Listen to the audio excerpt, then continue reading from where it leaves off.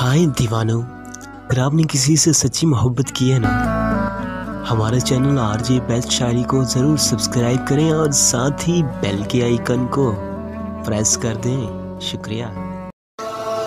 तुम जिस ख्वाब में आंखें खोलो उसका रूप अमर, तुम जिस रंग के कपड़े पहनो वो मौसम का रंग हो,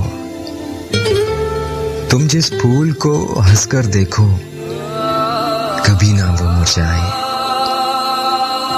और तुम जिस हर्फ पे उंगली रख दो वो रोशन हो जाए। अस्सलाम वालेकुम दोस्तों, मैं हूं बशीर राजपूत। अगर आपको वॉइस पोइट्री पसंद आए तो लाइक और शेयर करिए।